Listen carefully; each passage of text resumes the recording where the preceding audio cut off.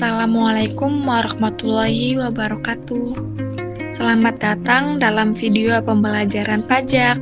Kali ini kita akan membahas hak wajib pajak dalam menanggapi ketetapan pajak yang dirasa kurang sesuai, yaitu melalui mekanisme keberatan, banding, serta pembetulan kesalahan tulis, kesalahan hitung, atau kekeliruan penerapan ketentuan perpajakan. Yuk kita simak videonya. Yang pertama kita akan menjelaskan tentang keberatan dan banding. Yang pertama ada dasar hukum keberatan. Keberatan merupakan salah satu mekanisme untuk menantang keputusan yang dikeluarkan oleh pejabat administrasi negara. Dasar hukum keberatan dapat ditemukan dalam berbagai peraturan perundang-undangan tergantung pada jenis perkara yang dihadapi, seperti Undang-Undang Nomor 5 Tahun 1986 tentang Peradilan Tata Usaha Negara untuk kasus administrasi negara. Banding. Banding merupakan upaya hukum untuk meminta pengadilan yang lebih tinggi untuk meninjau kembali keputusan pengadilan tingkat pertama. Dasar hukum banding diatur dalam Kitab Undang-Undang Hukum Acara Perdata atau Kitab Undang-Undang Hukum Acara Pidana yang biasa kita sebut KUHP, tergantung pada jenis perkara. Untuk perkara perdata, banding diatur dalam pasal 191 hingga pasal 206 KUH Perdata. Yang kedua ada keberatan. Keberatan adalah proses yang dapat diajukan oleh wajib pajak kepada otoritas pajak apabila mereka tidak setuju dengan hasil penilaian yang diberikan. Hal ini berlaku dalam konteks pajak atau administrasi lainnya. Keberatan diajukan kepada pejabat yang mengeluarkan keputusan yang dianggap salah. Selanjutnya ada jangka waktu keputusan keberatan banding. Menurut peraturan di Indonesia, jangka waktu untuk mengajukan keberatan terhadap keputusan tertentu bisa berbeda-beda. Namun, secara umum untuk keberatan pajak, jangka waktunya adalah 3 bulan sejak tanggal pemberitahuan keputusan pajak. Dalam konteks peradilan, jangka waktu untuk mengajukan banding setelah putusan pertama adalah 14 hari sejak diterimanya putusan tersebut, kecuali ditentukan lain oleh undang-undang yang berlaku. Yang keempat, imbalan bunga atas keputusan keberatan atau banding atau peninjauan kembali yang dikabulkan. Di sini ada imbalan bunga dalam konteks pajak. Jika keputusan keberatan atau banding dikabulkan, wajib pajak berhak menerima pengembalian pembayaran yang berlebihan beserta bunga sebagai imbalan. Besarnya bunga biasanya diatur dalam peraturan perpajakan. Contoh, dalam hal keberatan pajak yang dikabulkan, pembayaran yang lebih dibayar oleh wajib pajak akan dikenakan bunga sebesar 2% per bulan sesuai dengan ketentuan peraturan perpajakan yang berlaku. Materi yang kedua ada pembetulan kesalahan tulis, kesalahan hitung, atau kekeliruan penerapan ketentuan perpajakan.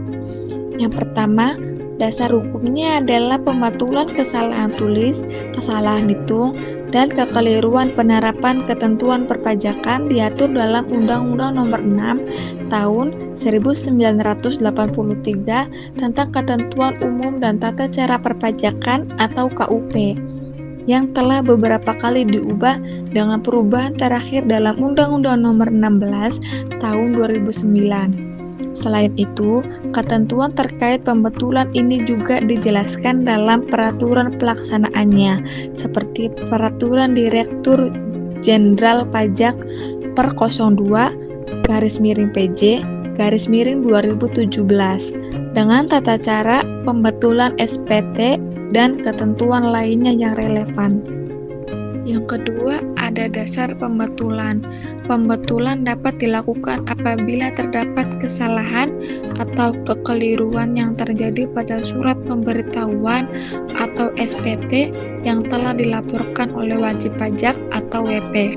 Kesalahan yang dimaksud bisa berupa yang pertama ada kesalahan tulis, kesalahan penulisan informasi pada SPT seperti nama, alamat, atau data lainnya yang salah ketik. Yang kedua, kesalahan hitung terjadi apabila perhitungan angka dalam SPT salah. Misalnya, perhitungan jumlah pajak yang terutang atau perhitungan penghasilan. Yang ketiga, kekeliruan penerapan ketentuan perpajakan, kesalahan dalam penerapan aturan perpajakan atau tarif pajak yang salah. Selanjutnya yang ketiga ada ruang lingkup pembetulan. Pembetulan dapat mencakup hal-hal berikut seperti yang pertama ada kesalahan dalam pengisian SPT. Pembetulan dilakukan terhadap SPT yang telah diajukan kepada Direktorat Jenderal Pajak jika terdapat kesalahan baik dalam pengisian, perhitungan, maupun penerapan aturan perpajakan. Yang kedua, pembetulan atas keputusan yang diminta WP. Jika terdapat keputusan pajak yang keliru seperti hasil pemeriksaan atau ketetapan pajak yang salah, WP dapat mengajukan pembetulan. Terakhir yang ketiga, pembetulan atas ketidakakuratan data yang diperoleh. Misalnya, jika data yang digunakan untuk perhitungan pajak ternyata tidak akurat atau ada data yang belum dimasukkan. Yang keempat, jangka waktu pembetulan.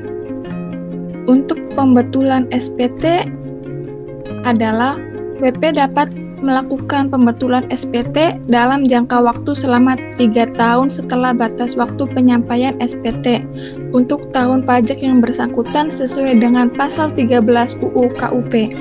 Dalam hal SPT tahun pajak telah diajukan, pembetulan harus dilakukan sebelum batas waktu pelaporan SPT tahunan untuk tahun pajak tersebut berakhir.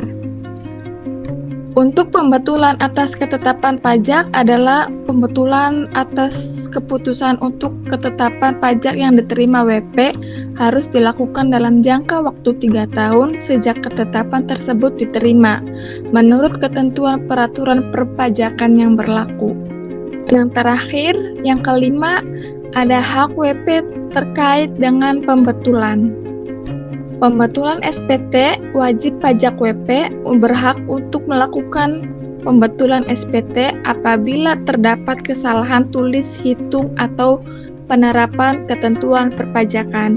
Dalam hal ini, WP harus mengajukan pembetulan kepada Direktorat Jenderal Pajak dan wajib melaporkan perubahan tersebut. Pengembalian pajak.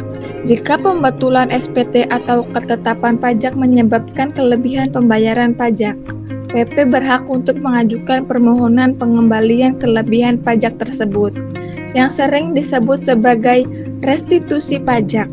Penghapusan sanksi.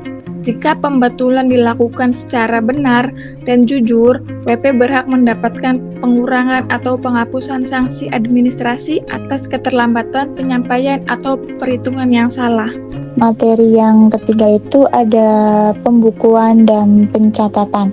Yang pertama itu ada dasar hukum.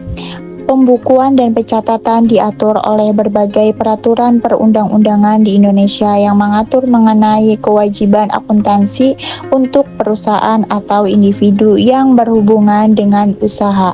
Antara lain, ada Undang-Undang Nomor 36 Tahun 2008 tentang Pajak Penghasilan, mengatur kewajiban penyelenggaraan pembukuan dan pencatatan untuk tujuan perpajakan. Adapun Undang-Undang Nomor 8 Tahun 1997 tentang Dokumen Perusahaan yang mengatur pengelolaan dokumen termasuk pembukuan dan pencatatan. Peraturan Pemerintah Nomor 46 Tahun 2013 mengenai pajak penghasilan bagi usaha kecil dan menengah yang memungkinkan pencatatan dan pembukuan dengan cara yang lebih sederhana. Peraturan Menteri Keuangan yang mengatur standar akuntansi keuangan dan ketentuan perpajakan bagi wajib pajak yang melakukan pembukuan dan pencatatan. Selanjutnya ada pengertian pembukuan. Pembukuan adalah proses pencatatan secara sistematis dan teratur atas setiap transaksi yang dilakukan oleh suatu entitas usaha dengan tujuan untuk menghasilkan informasi keuangan yang diperlukan bagi pengambilan keputusan dan kewajiban perpajakan. Pembukuan mencakup pencatatan, pengelompokan, serta penyusunan laporan keuangan yang lebih kompleks, seperti laporan laba rugi dan neraca. Yang ketiga, ada ketentuan penyelenggaraan pembukuan. Yang pertama, ada pembukuan harus dilakukan oleh wajib pajak yang memenuhi kriteria tertentu, misalnya omset tertentu atau jenis usaha tertentu. Yang kedua, ada pembukuan harus mengikuti prinsip akuntansi yang berlaku umum, sehingga menghasilkan laporan keuangan yang dapat dipertanggungjawabkan. Yang ketiga, ada setiap transaksi keuangan harus dicatat dengan bukti transaksi yang sah, disertai oleh nota, faktur, atau kwitansi. Yang terakhir, ada pembukuan harus dilakukan secara terus-menerus dan tepat waktu, serta mencakup semua transaksi keuangan yang terjadi, baik pemasukan maupun pengeluaran. Yang keempat, ada tata cara penyelenggaraan pembukuan dengan menggunakan bahasa asing dan satuan mata uang selain rupiah. Pengusaha yang melakukan pembukuan dengan menggunakan bahasa asing atau satuan mata uang selain rupiah harus mematuhi ketentuan pajak yang berlaku. Dalam hal penggunaan bahasa asing, laporan keuangan harus tetap dapat dipahami dan dilaporkan dalam bahasa Indonesia. Untuk penggunaan mata uang selain rupiah, laporan keuangan harus disusun dengan konversi yang tepat ke dalam rupiah sesuai dengan nilai tukar yang berlaku pada saat penyusunan laporan. Laporan keuangan yang disusun dengan mata uang asing harus disesuaikan dengan standar akuntansi yang berlaku di Indonesia. Dan konversi nilai tukar harus dilakukan sesuai dengan peraturan yang ditetapkan oleh Bank Indonesia atau lembaga terkait. Kewajiban untuk melaporkan dalam mata uang rupiah berlaku untuk kepentingan pajak, meskipun dalam laporan internal perusahaan bisa saja menggunakan mata uang asing. Yang kelima, ada pengertian pencatatan. Pencatatan adalah proses pencatatan transaksi yang lebih sederhana daripada pembukuan. Biasanya dilakukan oleh usaha mikro, kecil, dan menengah atau UMKM yang omsetnya tidak melebihi batas tertentu. Pencatatan ini mencakup pencatatan pemasukan dan pengeluaran tanpa memerlukan laporan keuangan yang formal seperti neraca atau laporan laba rugi. Yang terakhir, ada ketentuan pokok pencatatan. Yang pertama, pencatatan dilakukan untuk transaksi keuangan yang bersifat sederhana dan tidak terlalu banyak melibatkan akun-akun akuntansi. Yang kedua, transaksi dicatat secara sederhana, umumnya hanya memuat informasi mengenai tanggal, deskripsi transaksi, dan jumlah uang yang diterima atau dikeluarkan. Yang ketiga, pencatatan harus dilakukan secara rutin dan harus dapat dipertanggungjawabkan untuk memenuhi kewajiban perpajakan dan memantau arus kas usaha. Yang terakhir, ketentuan pencatatan berlaku terutama bagi usaha mikro dan kecil yang tidak wajib menyelenggarakan pembukuan. Subbab keempat terkait tentang pemeriksaan. Yang pertama ada dasar hukum. Pemeriksaan perpajakan didasarkan pada peraturan perundang-undangan yang mengatur tentang administrasi perpajakan. Di Indonesia, dasar hukum pemeriksaan pajak yaitu yang pertama, Undang-Undang Nomor 28 Tahun 2007 tentang Ketentuan Umum dan Tata Cara Perpajakan (KUP). Yang kedua ada Peraturan Menteri Keuangan (PMK) yang mengatur lebih rinci mengenai pelaksanaan pemeriksaan pajak. Yang kedua, pengertian pemeriksaan. Pemeriksaan pajak adalah kegiatan yang dilakukan oleh pejabat pajak untuk menguji kepatuhan wajib pajak dalam memenuhi kewajiban perpajakan. Pemeriksaan ini bisa mencakup pemeriksaan atas SPT, dokumen, dan bukti-bukti lain yang relevan untuk memastikan kebenaran pelaporan pajak. Di dalam pemeriksaan terdapat juga beberapa tujuannya. Yang pertama, untuk menilai kewajiban pajak yang seharusnya dibayar oleh wajib pajak. Yang kedua, menguji kebenaran dan kelengkapan data yang dilaporkan oleh wajib pajak. Yang ketiga, menilai kepatuhan wajib pajak terhadap ketentuan perpajakan yang berlaku.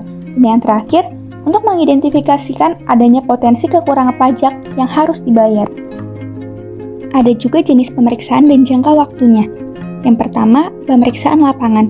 Biasanya pemeriksaan lapangan ini dilakukan di lokasi wajib pajak, baik di kantor ataupun tempat usaha. Lalu yang kedua, pemeriksaan kantor. Dilakukan di kantor pajak atau kantor administrasi perpajakan. Dan yang ketiga, pemeriksaan bukti permulaan. Biasanya dilakukan berdasarkan indikasi adanya pelanggaran yang berpotensi menyebabkan kekurangan bayar pajak. Jangka waktu pemeriksaan bervariasi, biasanya ada yang 3 bulan, dengan kemungkinan diperpanjang jika diperlukan. Lalu ada standar pemeriksaan pajak, di mana pemeriksaan ini harus dilaksanakan dengan mengacu pada standar yang berlaku, yang mencakup prosedur pemeriksaan, penggunaan teknik audit yang tepat, dan pelaksanaan pemeriksaan yang adil dan transparan. Ada pula standar pelaporan hasil pemeriksaan. Hasil pemeriksaan pajak harus dilaporkan secara jelas dan rinci dalam bentuk laporan pemeriksaan yang mencakup hasil temuan, rekomendasi, dan kesimpulan terkait kewajiban pajak yang harus dibayar atau diperbaiki. Selanjutnya ada pemeriksaan pajak.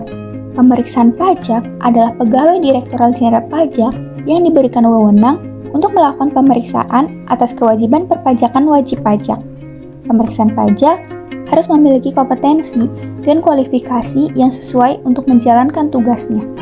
Kedelapan, ada peminjaman dokumen. Dalam rangka pemeriksaan pajak, pejabat pajak dapat meminta peminjaman dokumen yang relevan untuk memastikan kebenaran laporan yang diajukan oleh wajib pajak. Lalu kesembilan, ada penolakan pemeriksaan terkait dengan pemeriksaan dalam rangka menguji. Wajib pajak dapat menolak pemeriksaan jika tidak ada bukti atau alasan yang cukup kuat untuk melakukan pemeriksaan. Namun, penolakan ini harus didasarkan pada dasar hukum yang sah. Lalu ada kepatuhan pemenuhan kewajiban perpajakan. Kepatuhan pemenuhan kewajiban perpajakan adalah kewajiban wajib pajak untuk mematuhi semua ketentuan perpajakan yang berlaku sesuai dengan hukum yang ada. Wajib pajak biasanya diharuskan untuk mendaftarkan diri ke administrasi pajak, melaporkan penghasilan, dan pajak yang terutang melalui surat pemberitahuan atau SPT, serta membayar pajak tepat waktu. Selain itu, mereka juga wajib menyimpan dan menyajikan dokumen yang diperlukan untuk mendukung laporan pajak, mengikuti ketentuan perpajakan yang berlaku, serta siap untuk menghadapi pemeriksaan jika diperlukan oleh otoritas pajak. Nah, kewajiban ini mencakup pelaporan berkala seperti SPT bulanan atau triwulanan, serta pemotongan dan pemungutan pajak yang sesuai dengan ketentuan. Kepatuhan terhadap kewajiban perpajakan tidak hanya penting untuk menghindari sanksi administratif seperti denda atau bunga keterlambatan, tetapi juga berkontribusi pada tercapainya stabilitas fiskal negara. Adapun penolakan pemeriksaan terkait dengan pemeriksaan tujuan lain, yaitu pemeriksaan tidak boleh dilakukan untuk tujuan selain menguji kepatuhan pajak. Penolakan terhadap pemeriksaan yang bertujuan lain dapat terjadi jika pemeriksaan melanggar ketentuan yang ada. Lalu ada penyegelan. Penyegelan ini dapat dilakukan oleh petugas pajak terhadap dokumen atau tempat yang terkait dengan pemeriksaan apabila ditemukan indikasi pelanggaran atau kecurangan dalam kepatuhan pajak. Ada juga loh penjelasan wajib pajak dan pihak ketiga. Wajib pajak dan pihak ketiga, misalnya konsultan pajak, itu memiliki hak untuk memberikan penjelasan atau klarifikasi mengenai temuan pemeriksaan. Penjelasan ini dapat digunakan untuk memperbaiki laporan atau memberikan bukti tambahan. Pemberitahuan hasil pemeriksaan dan pembahasan akhir pemeriksaan. Setelah pemeriksaan selesai, wajib pajak akan diberitahu mengenai hasil pemeriksaan dan jika ada perbedaan atau kekurangan pajak yang harus dibayar, akan dibahas lebih lanjut untuk menentukan jumlah yang harus dibayar. Ada juga pembatalan hasil pemeriksaan. Hasil pemeriksaan dapat dibatalkan jika ditemukan kesalahan atau kekeliruan dalam pelaksanaannya. Pembatalan hasil pemeriksaan dapat dilakukan melalui prosedur administrasi yang ditetapkan. Lalu, pengungkapan wajib pajak dalam laporan tersendiri selama pemeriksaan. Wajib pajak dapat mengungkapkan informasi yang relevan dalam laporan tersendiri selama pemeriksaan berlangsung. Hal ini membantu dalam mengklarifikasi atau memberikan bukti tambahan. Adapun usulan pemeriksaan bukti permulaan. Biasanya pemeriksaan bukti permulaan diajukan oleh pihak berwenang jika ada indikasi yang menunjukkan kemungkinan terjadinya pelanggaran atau kekurangan bayar pajak. Usulan ini menjadi dasar untuk memulai pemeriksaan yang lebih mendalam. Setelah usulan pemeriksaan bukti permulaan, diadakan pemeriksaan ulang. Dalam konteks perpajakan, pemeriksaan ulang ini merujuk pada proses di mana Direktorat Jenderal Pajak melakukan pemeriksaan kembali terhadap kewajiban pajak seorang wajib pajak setelah hasil pemeriksaan sebelumnya diumumkan. Pemeriksaan ulang juga biasanya dilakukan apabila ditemukan kesalahan, kekeliruan, atau ketidaksesuaian dalam hasil pemeriksaan yang sudah dilakukan, atau jika terdapat bukti baru yang dapat mempengaruhi hasil pemeriksaan awal. Tujuan dari pemeriksaan ulang adalah untuk memastikan bahwa kewajiban perpajakan yang telah dihitung atau dinilai benar dan sesuai dengan peraturan perpajakan yang berlaku. Pemeriksaan ulang dapat dilakukan dalam waktu tertentu setelah pemeriksaan pertama, dan wajib pajak berhak untuk memberikan klarifikasi atau penjelasan terkait temuan yang muncul selama proses pemeriksaan ulang tersebut. Yang terakhir di sebuah pemeriksaan, yaitu ada pemeriksaan bukti permulaan. Pemeriksaan bukti permulaan dilakukan jika terdapat bukti yang cukup untuk menunjukkan kemungkinan pelanggaran perpajakan oleh wajib pajak. Pemeriksaan ini bertujuan untuk menemukan bukti lebih lanjut guna mendukung pemeriksaan yang lebih komprehensif. Nah, penjelasan ini mencakup berbagai aspek pemeriksaan pajak yang dilaksanakan oleh otoritas pajak di Indonesia. Materi selanjutnya ada wakil dan kuasa wajib pajak. Yang pertama, dasar hukum. Dasar hukum mengenai wakil dan kuasa wajib pajak atau WP diatur dalam Undang-Undang Nomor 28 Tahun 2007 tentang Ketentuan Umum dan Tata Cara Perpajakan atau KUP. Peraturan Direktur Jenderal Pajak yang mengatur lebih lanjut tentang pelaksanaan tugas dan kewajiban perpajakan oleh wakil atau kuasa wajib pajak.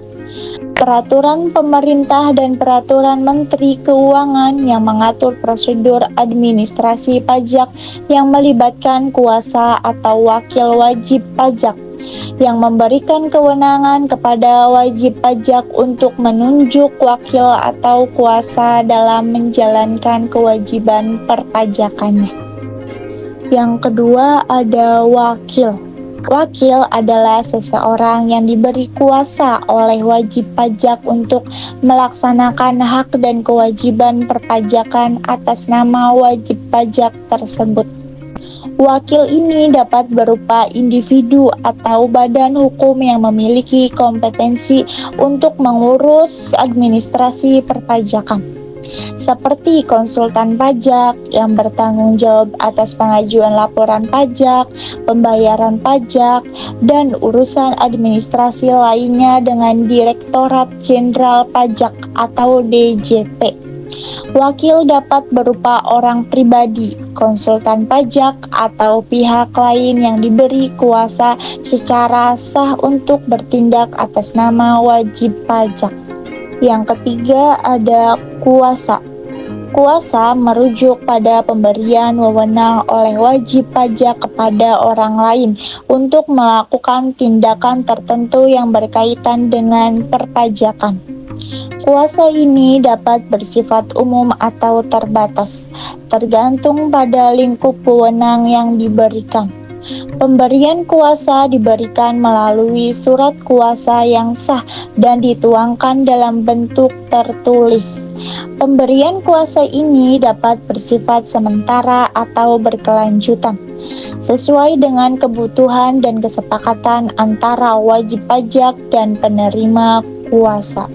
Yang terakhir ada surat kuasa khusus. Surat kuasa khusus adalah bentuk tertulis yang digunakan untuk memberikan kuasa kepada pihak lain untuk menangani urusan perpajakan yang spesifik dan terbatas. Surat kuasa ini diperlukan untuk kegiatan yang bersifat khusus, seperti pengajuan keberatan, permohonan, atau sengketa pajak. Surat kuasa khusus menjelaskan dengan rinci tugas atau tindakan yang dapat dilakukan oleh penerima kuasa dan berfungsi sebagai bukti sah pemberian wewenang oleh wajib pajak. Ciri-ciri surat kuasa khusus. Yang pertama, surat kuasa khusus mencantumkan rincian tugas yang dapat dilakukan oleh penerima kuasa. Yang kedua, kuasa ini bersifat terbatas hanya untuk tugas atau wewenang yang tertulis dalam surat tersebut. Yang ketiga, surat kuasa khusus memuat identitas lengkap pemberi kuasa dan penerima kuasa, serta batasan-batasan kuasa yang diberikan. Rahasia jabatan. Yang pertama, dasar hukum. Kerahasiaan jabatan diatur dalam berbagai peraturan perundang-undangan di Indonesia, terutama dalam konteks hukum pidana, administrasi negara, dan etika profesi. Salah satu dasar hukum yang mengatur mengenai kerahasiaan jabatan adalah Undang-Undang Nomor 14 Tahun 2008 tentang keterbukaan informasi publik. Selain itu, dalam peraturan yang berlaku di lembaga-lembaga tertentu, kerahasiaan jabatan juga dapat diatur secara spesifik. Yang kedua, kerahasiaan. Kerahasiaan jabatan merujuk pada kewajiban untuk menjaga informasi yang diperoleh dalam menjalankan tugas atau pekerjaan yang tidak boleh disebarluaskan tanpa izin atau alasan yang sah. Informasi tersebut bisa mencakup data pribadi, kebijakan internal, strategi, atau hal-hal lain yang dapat merugikan pihak terkait jika dibocorkan. Yang ketiga, ada kewajiban memberikan keterangan atau bukti.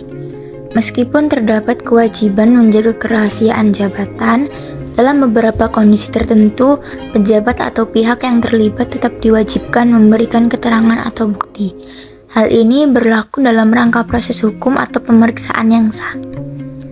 Seperti ketika ada penyelidikan atau pemeriksaan oleh lembaga yang berwenang, misalnya kepolisian, kejaksaan, atau pengadilan. Hal ini kewajiban memberikan keterangan atau bukti tidak bisa ditangguhkan, meskipun ada kewajiban untuk menjaga kerahasiaan jabatan. Namun, proses pemberian keterangan atau bukti harus memberikan prinsip hukum yang berlaku dan dilaksanakan dengan hati-hati agar tidak melanggar hak-hak privasi atau prinsip kerahasiaan yang diatur dalam peraturan yang berlaku. Pengurangan atau penghapusan sanksi administrasi. Yang pertama itu dasar hukum.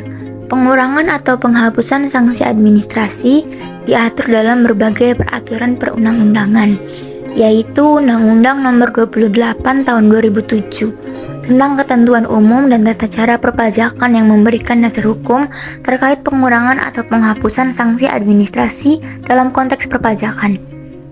Lalu ada peraturan Direktur Jenderal Pajak yang mengatur lebih lanjut mengenai ketentuan teknis terkait pengurangan atau penghapusan sanksi administrasi dalam sektor perpajakan.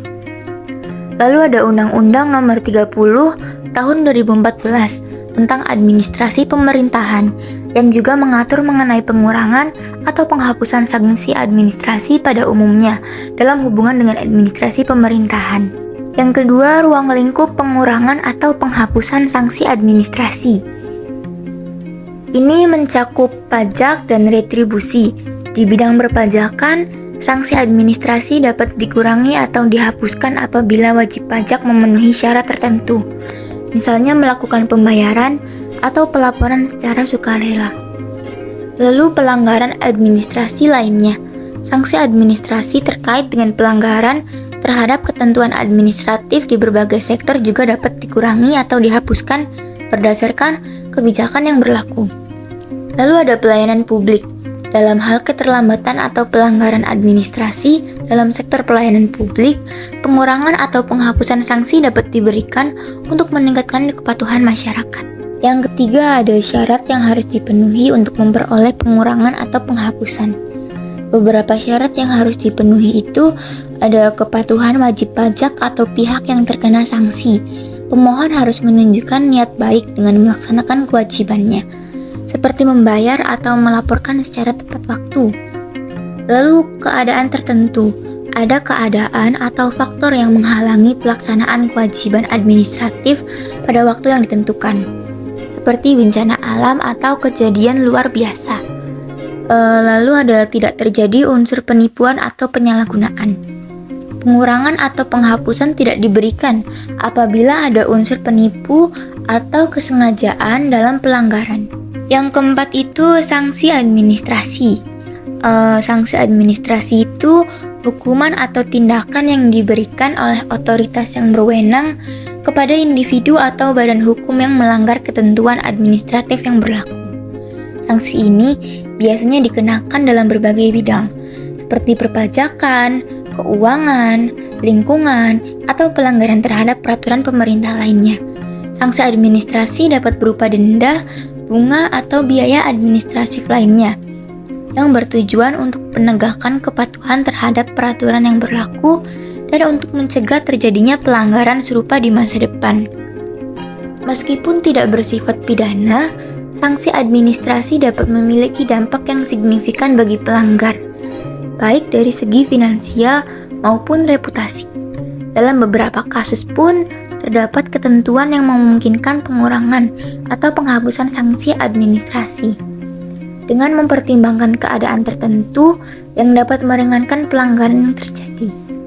Yang kelima itu jangka waktu pengurangan atau penghapusan sanksi administrasi. Jangka waktu untuk mengajukan pengurangan atau penghapusan sanksi administrasi dapat bervariasi tergantung pada peraturan yang berlaku. Secara umum, permohonan pengurangan atau penghapusan harus diajukan dalam batas waktu tertentu setelah sanksi dikenakan, yang umumnya berkisar antara 30 hingga 60 hari setelah sanksi atau kewajiban tersebut yang berlaku. Yang keenam, hak wajib pajak terkait dengan pemohonan pengurangan atau penghapusan sanksi administrasi. Yang pertama, hak untuk mengajukan permohonan. Wajib pajak berhak untuk mengajukan permohonan pengurangan atau penghapusan sanksi administrasi jika memenuhi syarat yang ditentukan. Yang kedua, hak untuk mendapatkan pertimbangan atau keputusan. Wajib pajak berhak mendapatkan pertimbangan atau keputusan dari otoritas terkait atas permohonannya dalam waktu yang wajar. Yang ketiga itu ada hak untuk menanggapi keputusan. Jika permohonan ditolak, wajib pajak atau pihak yang dikenakan sanksi berhak untuk menanggapi keputusan tersebut. Yang mengajukan mencakup hak untuk mengajukan keberatan atau banding. Yang ketujuh ada ketentuan lain terkait dengan permohonan pengurangan atau penghapusan sanksi administrasi. Selain syarat utama yang harus dipenuhi, terdapat beberapa ketentuan lain yang perlu diperhatikan terkait dengan permohonan pengurangan atau penghapusan sanksi administrasi.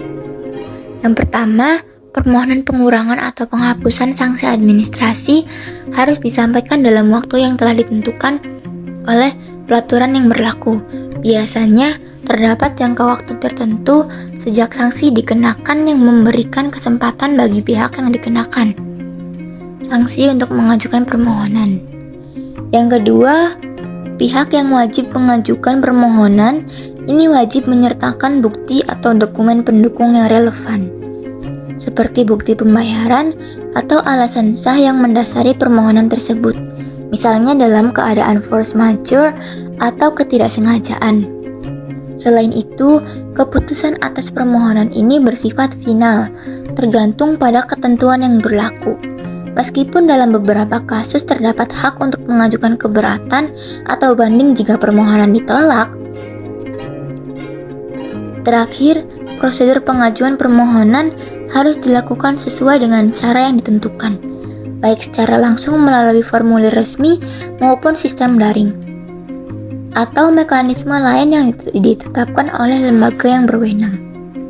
Terima kasih telah menyaksikan video ini. Semoga materi yang kita bahas dapat bermanfaat dan menambah pengetahuan kita semua. Jangan lupa untuk berlatih dan menerapkan apa yang telah dipelajari ya, karena belajar adalah proses yang terus-menerus. Sampai jumpa lagi.